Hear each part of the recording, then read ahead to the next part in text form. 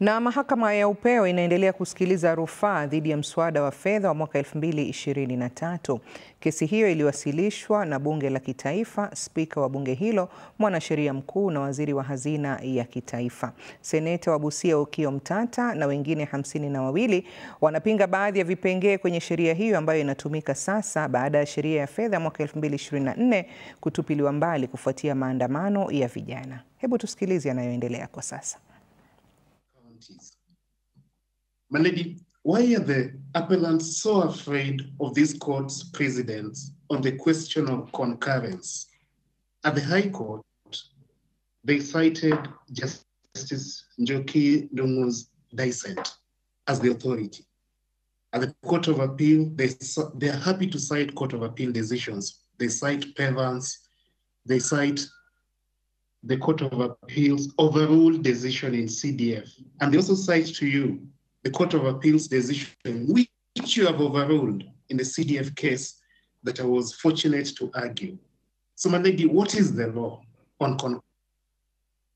The High Court reading Article 109(5) that says you can only introduce a money bill in the National Assembly adds the word introduce and consider. And consider, it does not appear in Article 109(5). So where does the High Court find it? It says can only be introduced.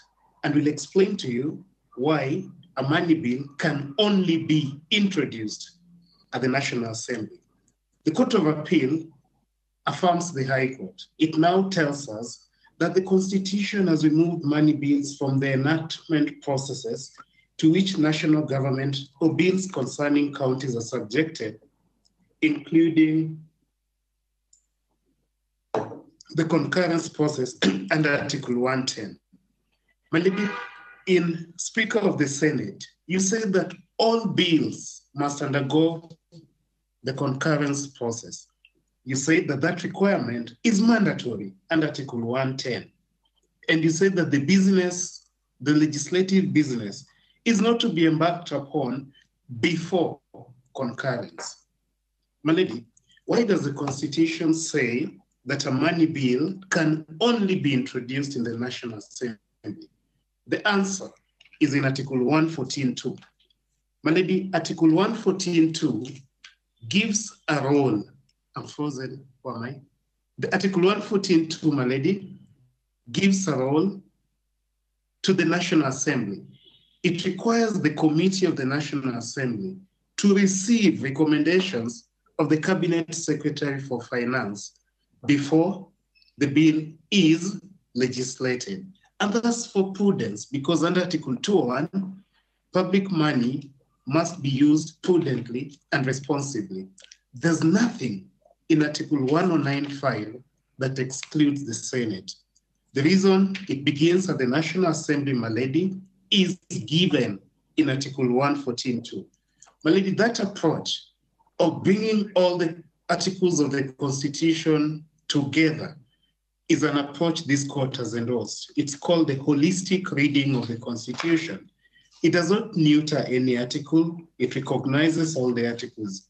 It's 96, 109(5), 114(2), and 201. Because all the articles are relevant, and also considers 110(3), which this court has interpreted as being a condition precedent. My lady, allow me in the next 2 minutes to speak about the obligation to give reasons. Na mwanahabari wetu anafuatilia kesi hiyo na kisha baadaye